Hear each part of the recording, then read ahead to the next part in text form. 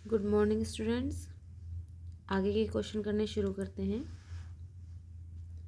Next question है 19वीं सदी के दौरान भारतीय व्यापार किस प्रकार अंग्रेजों के लिए लाभदायक रहा, स्पष्ट कीजिए। जब हम 19वीं सदी की बात करते हैं तो 19वीं सदी का मतलब है 1801 से लेकर 1899। ये पूरा टाइम पीरियड 19वीं सदी का रहेगा। ये वो टाइम पीरियड है जब अंग्रेजों ने अच्छे से भारत में अपनी जड़ें जमा ली थी और वो व्यापार तेज़ी से बढ़ाते जा रहे थे। तो यहाँ पे क्या हो रहा था, हमारे बाज़ारों में ब्रिटिश उत्पादों की बाढ़ सी आ गई थी। ब्रिटिश उत्पाद मतलब ब्रिटिश लोगों के यहाँ जो कुछ भी वो बना रहे थे उससे उन्होंने हमारे बाज़ारों को भर दिया था। वो बना क्या रहे थे, वो भारत से क्या लेके जाते थे। व्यापार में यही होता है, एक चीज़ खरीदते हैं, एक चीज़ बेचते हैं। तो व्यापार में जब हम किसी से ज़्यादा चीज़ खरीदते हैं और कम चीज़ बेचते हैं तो इसमें हमको घाटा होता है। लेकिन अंग्रेज क्या करते थे, हमसे चीज़ तो ज़्यादा खरीदते थे लेकिन कम पैसे में खरीदते थे और उसके बाद अपने यहाँ जो तैयार माल करके लाते थे उसे अच्छे खासे दामों में हमारे बाज़ारों में बेचते थे। तो इससे उन्हें हमेशा फ़ायदा होता है। जब हम ज़्यादा चीज़ बेच रहे हैं, ज़्यादा फ़ायदा कमा रहे हैं तो उसे अधिशेष कहते हैं। तो अंग्रेज़ हमेशा अधिशेष में रहते थे। कैसे रहते थे, वो हमारे यहाँ से मुख्य चीज़ें खरीदते थे। एक तो खाद्यान्न, खाने पीने की चीज़ें जिसमें गरम मसाला और बहुत सी चीज़ें, काली मिर्च, चाय पत्ती और बहुत सी चीज़ें आती थी खाने पीने की। उसके अलावा वो सबसे मुख्य चीज़ खरीदते थे कपास। अंग्रेज़ों को कपास की आपूर्ति करने वाला सबसे बड़ा देश भारत ही था। बहुत बड़ी मात्रा में हम उनको कपास बेचा करते थे और बहुत सस्ते में वो हमसे ये सब चीज़ें खरीद के लेकर जाया करते थे। फिर अपने यहाँ इनको यूज़ करते थे। खाने पीने की चीज़ें तो उन्होंने यूज़ कर ली, बाकी जो कपास लेके गए और बहुत सी चीज़ कच्चा माल लेके गए उससे वो तैयार माल करते थे, अच्छी क्वालिटी के कपड़े बनाते थे। उनके पास मशीनें थी और सस्ते में सारा सामान तैयार हो जाता था। फिर उसे लाके हमारे बाज़ारों में वो बेचा करते थे। तो हमारा पूरा बाज़ार अंग्रेज़ी सामानों से उन्होंने एक टाइम पीरियड में भर दिया। 1800 से लेके 1900 के टाइम पे हमारे यहाँ जितने भी सामान मिलता था सारा अंग्रेज़ों के द्वारा निर्मित सामान ही ज़्यादातर होता था। तो इस प्रकार अंग्रेज़ों को खूब कमाई हुई। इस दौरान वो अधिशेष में रहे। जितना भी उन्होंने हमारे देश में निर्यात किया उससे वो अधिशेष में रहे। अब इस पैसे से क्या होता था, फ़ायदा होता था। अपने जितने भी लोग उन्होंने यहाँ पे लगा रखे थे, अपने अफसर, सैनिक, सबको इसी से वो पेमेंट करते थे। तनख्वाह उसी से दे रहे हैं। जो रिटायर ऑफिसर हो गए उनको पेंशन भी इसी पैसे से दे रहे हैं। और बहुत से जो व्यापारी थे जो कि सेना में नहीं थे वो अलग से कमा रहे थे और पैसा भारत से खींच खींच के कहाँ भेज रहे थे, अपने देश में भेज रहे थे। इससे क्या हुआ, ब्रिटेन की इकोनॉमी मजबूत हुई, उनकी अर्थव्यवस्था मजबूत हुई। तो दूसरे देशों पे कब्जा करने में उन्हें आसानी रही। दूसरे देशों में, सब देशों में उनको ऐसा बाज़ार नहीं मिल रहा था जैसा कि इंडिया में मिल रहा था। बहुत से देश बहुत ज़्यादा गरीब थे, अंग्रेज़ों का बनाया सामान खरीदते ही नहीं थे। तो वहाँ से अंग्रेज़ सिर्फ सामान खरीदते थे, बेच कुछ नहीं पाते थे। लेकिन भारत में तो वो बहुत कुछ अपना सामान बेच लेते थे, इससे उन्हें बहुत कमाई होती थी। तो इसने ब्रिटेन की अर्थव्यवस्था को बहुत मजबूत किया। ब्रिटेन की अर्थव्यवस्था मजबूत हुई, इसी वजह से वो पूरे विश्व में अपना कब्जा जमाने में कामयाब रही। इस प्रकार हम देखते हैं कि भारतीय व्यापार अंग्रेजों के लिए बहुत ज़्यादा लाभदायक रहा। वो सामान तो सस्ते में खरीदते थे, उन्हें भारत के मजदूर भी सस्ते में मिल जाते थे। हमारे तमिलनाडु, उत्तर प्रदेश, बिहार, मध्य भारत से बहुत से मजदूरों को पकड़ पकड़ के दूसरे कॉन्टिनेंट में, अफ्रीका में, दक्षिणी अमेरिका में ले जाते थे। वहाँ मजदूर बनाते थे, चाय के बागानों में, खादानों में काम करवाया करते थे उनसे। तो ये भी उनको फ़ायदा रहा, उन्हें सस्ते मजदूर मिले और व्यापार में भी बहुत ज़्यादा लाभ उनको रहा। ये क्वेश्चन को आपको एक्सप्लेन करना है, ये पूरा मैं दिखा रही हूँ पूरा, या तो इस तरीके से लिख लीजिए या फिर अपने शब्दों में भी आप इसका वर्णन कर सकते हैं। एक बार चीज़ को, कंटेंट को समझ जाओ तो अपने शब्दों में उत्तर देना आसान रहता है। अब आगे चलते हैं। अगला क्वेश्चन है आपका कि 19वीं सदी के मध्य में ब्रिटेन अभिजात वर्ग के लोगों ने हाथों से बनी चीज़ों को प्राथमिकता दी, क्यों? 19वीं सदी वही 1800 से लेकर 1900 तक के बीच का टाइम पीरियड। तो ब्रिटेन में जब अभिजात वर्ग की बात करते हैं तो इसका मतलब होता है अमीर लोग। जो अमीर पैसे वाले लोग थे वो हाथ से बनी चीज़ें खरीद रहे थे। यानी ब्रिटेन में औद्योगिक क्रांति तो आ गई थी। औद्योगिक क्रांति आने से ज़्यादातर चीज़ें मशीनों से बनने लगी थी। शो पीस हो गए, कपड़े हो गए, सजाने का सामान हो गया, सब मशीनों से बन रहा था। लेकिन जो अमीर लोग थे वो क्या खरीद रहे थे, हाथ से बनी चीज़ें। क्वेश्चन ये है क्यों? भाई देखो, अमीरों में हमेशा से ये बात रहती है कि हमें दूसरों से अलग दिखना है, दूसरों से डिफरेंट दिखना है, उनसे बेटर दिखना है। अब मशीन से बना सामान तो सस्ता बन रहा है, उसे तो सभी खरीद रहे हैं। जब सभी उसे खरीद रहे हैं तो फिर उनकी अलग से पहचान कैसे होगी, उनकी वैल्यू कौन करेगा। तो इसीलिए अमीर जो लोग थे, पूंजीपति लोग थे, कुलीन वर्ग के लोग थे, कुलीन वर्ग वही अमीर लोग, ये हाथ से बनी चीज़ों को ज़्यादा वैल्यू दे रहे थे। हाथ से बनी चीज़ों का परिष्कार करना यानी उन्हें ज़्यादा वैल्यू देना कि देखो ये हाथ से बनी है, हैंडमेड है, मशीनों से तो सब के लिए बन रही है, हमारे लिए स्पेशल बनाई गई है, इतने मज़दूरों ने लग के बनाई है, इतने दिन काम करके बनाया है, तो इस चीज़ की वैल्यू ज़्यादा है। ऐसी चीज़ें जो हैं, जब ऐसे मज़दूरों से चीज़ें बनवाई जाती थी, स्पेशल ऑर्डर पे ये लोग बनवाते थे, तो उन्हें पैसे ज़्यादा देते थे ताकि उन्हें दिखे, अपनी अमीरी दिखाने का मौका मिले। तो हाथ से बनाई गई चीज़ों में फिनिशिंग भी ज़्यादा अच्छे से दी जाती थी। मशीन तो एक मशीन है, जैसा उसमें डिज़ाइन सेट है वो उसी हिसाब से चीज़ों को बनाएगी। तो हाथ से बनी चीज़ों में नए नए प्रयोग भी किए जाते थे और फिनिशिंग बहुत अच्छे से कलाकृतियाँ बनाई जाती थी, अच्छे से चीज़ों को सजाया जाता था। इसलिए कुलीन वर्ग ने क्या किया, इनको ज़्यादा प्रमोट किया, ज़्यादा वैल्यू दी, इन्हें ये ज़्यादा से ज़्यादा खरीदने लगे। नेक्स्ट क्वेश्चन है, खनिज संसाधनों को सुनिश्चित एवं सतत पोषणीय ढंग से प्रयोग करने के लिए एक तालमेल युक्त प्रयास करना होगा। ये बात कही जा रही है कि जितने भी खनिज संसाधन धरती पे हमें प्राप्त हैं, खनिज कहाँ से प्राप्त होते हैं, सारे खनिज हमें धरती से प्राप्त होते हैं। तो जितने भी खनिज हमें धरती से प्राप्त हैं, एक ना एक दिन तो समाप्त होने ही है। तो इन्हें अगर समाप्त होने से बचाना है तो इनका सुनिश्चित और सतत पोषण ढंग, सतत पोषण शब्द का मतलब मैं पहले भी अच्छे से समझा चुकी हूँ कि इसका अर्थ यही है कि हम चीज़ों का इस प्रकार से इस्तेमाल करें कि वो ज़्यादा से ज़्यादा हमारे लिए उपयोगी हो, फिर हमारे आने वाली पीढ़ी के लिए भी वो बची रहे, हम सारी की सारी उस वस्तु को ख़त्म ना कर दें। तो यही कह रहे हैं कि सतत पोषणीय विकास को बढ़ावा देने के लिए हमें क्या करना है। सबसे पहली चीज़ तो हमें यही करना है, निम्न कोटि के अयस्कों का कम लागत पर प्रयोग करने के लिए तकनीक विकसित करनी होगी। निम्न कोटि के अयस्क, अब अयस्क क्या होता है, सीधी सी बात समझो, हम धरती का पेट चीर के उसके अंदर से जो भी चट्टान वट्टान निकालते हैं, फिर उस चट्टान में देखते हैं अरे इस चट्टान में ज़्यादा मात्रा में क्या, जिस चट्टान में लोहा है तो हम बोलते हैं ये लोहे का अयस्क है।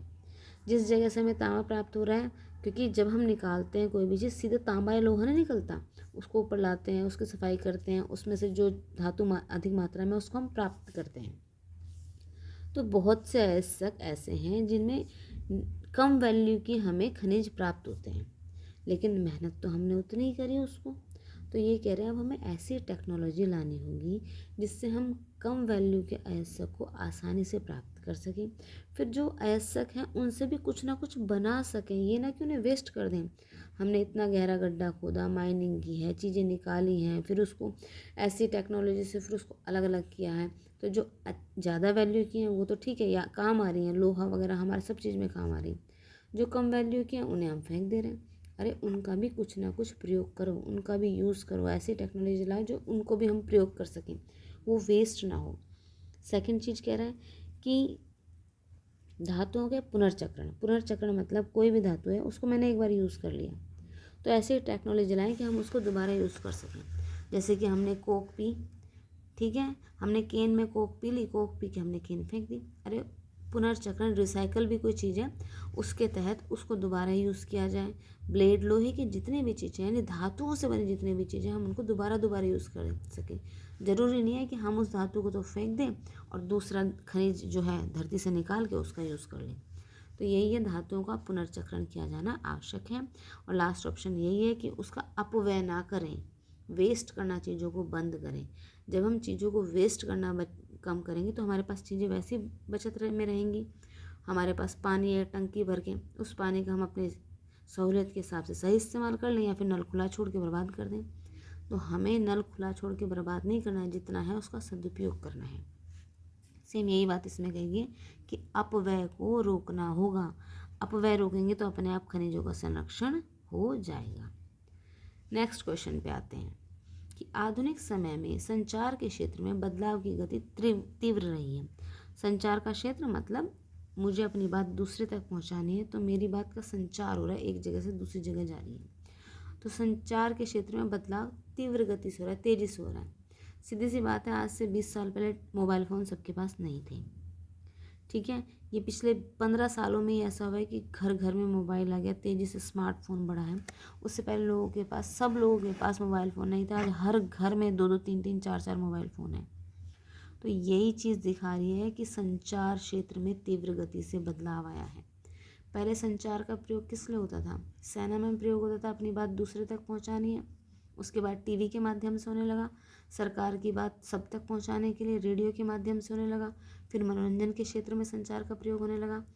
धीरे धीरे जब मोबाइल फ़ोन आने लगा तो संचार का प्रयोग और तेज़ी से बढ़ा। कैसे? तुम व्हाट्सएप है, तुम्हारे पास ट्विटर है, मैसेंजर है, यूट्यूब है, दुनिया के किसी भी क्षेत्र में कोई भी घटना हो रही है तुम्हें तुरंत जानकारी मिल जाती है। तुम्हें अपने दोस्त से कोई जानकारी लेनी है, तुम्हें व्हाट्सएप से मिल रही है।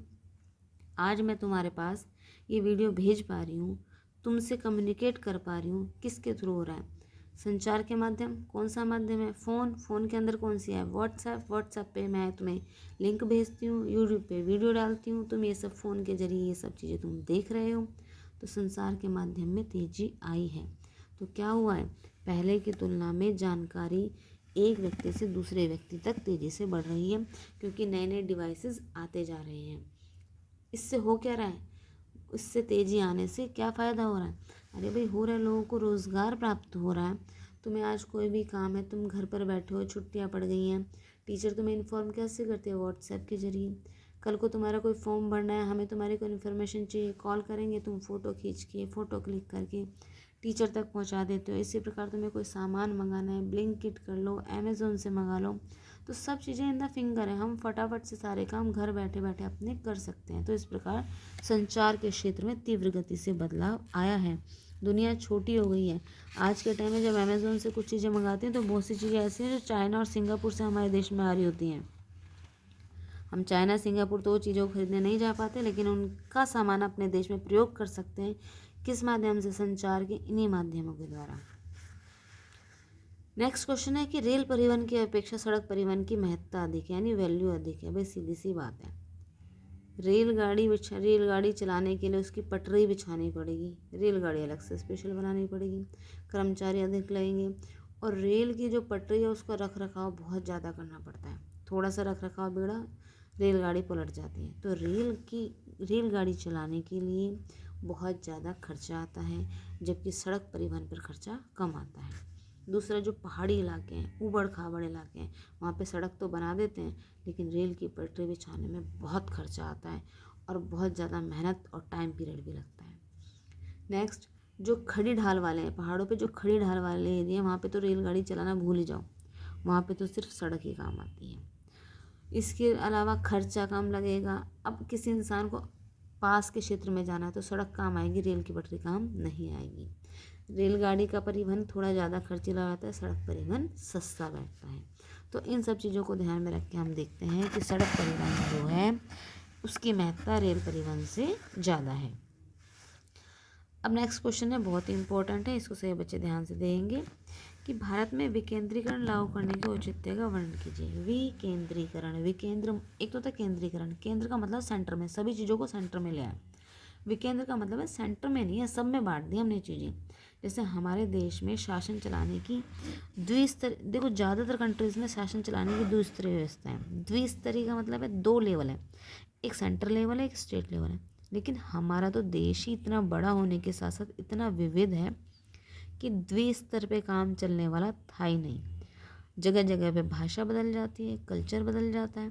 तो कल्चर समझने के लिए लोगों में से किसी का राजनीति में आना जरूरी है, ताकि राज्य स्तर पे वो अपनी बात पहुंचा सकें।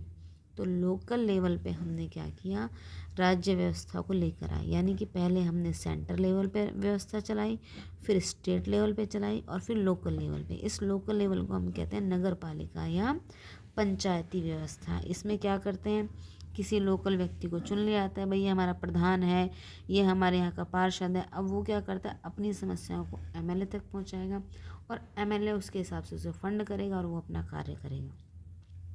तो भारत में विकेंद्रीकरण लागू करने का जब औचित्य पूछा जाए तो औचित्य यही है कि भारत एक बहुत बड़ा देश है, विविध भाषाओं वाले, विविध संस्कृतियों वाले देश हैं और लोग हैं यहाँ पर। तो उनकी समस्याओं का अगर हमें कुशलतापूर्वक समाधान करना है तो शक्तियों का विभाजन हमें लोकल लेवल पे भी करना बहुत ज़रूरी है। लोकल लेवल नहीं, स्थानीय स्तर पर।